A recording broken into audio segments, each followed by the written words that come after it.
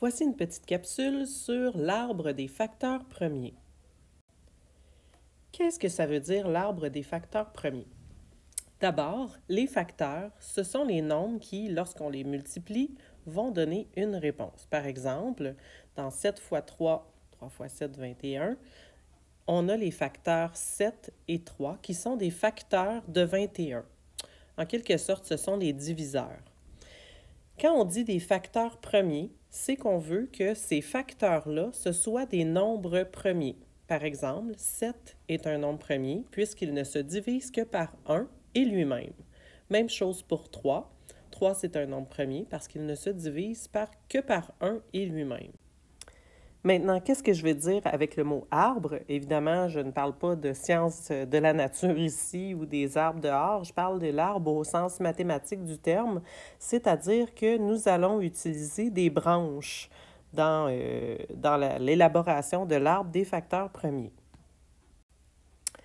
Prenons par exemple 120. Ce que je vais faire, c'est que je vais d'abord me demander par quoi se divise 120? Quels sont les facteurs de 120? Je pourrais me dire 120, je pourrais y aller avec la facilité puis me dire 120, ça se divise par 2.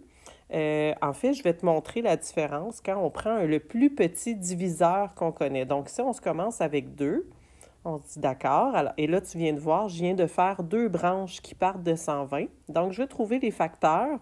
2 fois quoi va me donner 120? Donc, 2 fois 60 me donne 120. Et là, si je regarde cette ligne-là ici, 2 fois 60, ça me donne bien 120. Et là, 2, c'est un facteur premier. Ici, je n'ai pas besoin de continuer de branche, je n'ai pas besoin de faire de branche. C'est un facteur premier, donc je peux l'encercler. 60, par contre, ce n'est pas un facteur premier. Je fais 2 autres branches. Et là, dans le fond, je me demande quels seraient les facteurs de 60. Et là, je me dis, tu sais, je vais avec la facilité. 60, c'est 2 fois 30. 2, donc ici, si je descendais mon 2, ça me ferait 2 fois 2, 4. 4 fois 30, ça me donne bien 120. J'ai toujours mon 2 qui est un facteur premier, ce 2-là aussi. Par contre, 30 n'est pas un facteur premier. Je fais encore des branches. 2 fois 15. Et ici, je descends mon 2, je descends mon 2. Donc, 2 fois 2 fois 2 fois 15. Si je prends ma calculatrice, ça me fait bien 120. Et j'ai mes 2 qui sont des facteurs premiers. 15 n'est pas un nombre premier, donc 3 fois 15. 3 fois 5, pardon. Hop. Et là, je descends mes 2. 2 fois 2 fois 2 fois 3 fois 5. Et 3 est un nombre premier, 5 est un nombre premier. Donc, j'ai mes facteurs premiers. Comment je vais écrire ça en 6e année?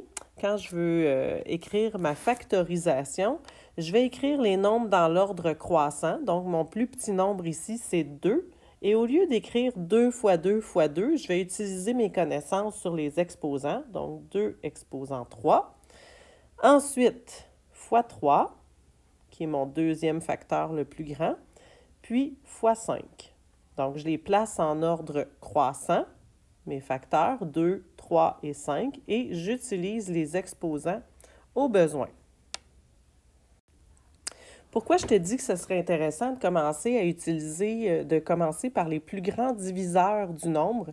Tu vas voir, si je commence par le plus grand nombre, c'est 10. Donc, mon plus grand diviseur dont je connais les caractères de divisibilité, c'est 10. Est-ce que 120 se divise par 10? Oui, puisqu'elle se termine par un 0. Donc, je sais que 10 fois quelque chose me donne 120. 10 fois 12 me donne 120. Je continue mes branches parce que ni un ni l'autre n'est un facteur premier. Donc, qu'est-ce qui fait 10? 2 fois 5. Qu'est-ce qui fait 12? 3 fois 4. Ici, j'ai un nombre premier, ici aussi, mais pas 4. Donc, qu'est-ce qui fait 4? 2 fois 2. Je descends mes nombres premiers. Fois 3, fois 2, fois 2. En fait, d'avoir commencé par le plus grand diviseur que je pouvais, ça m'a juste permis de faire moins d'étapes que si j'avais fait toujours 2 fois quelque chose, divisé en 2, divisé en 2. Plus le diviseur que je choisis est grand, moins mes étapes sont longues. Et tu vois, j'arrive à la même réponse que je dois placer en ordre, les facteurs, je les place en ordre croissant. Donc, le plus petit, c'est 2 et il est là 3 fois, donc 2 à la 3.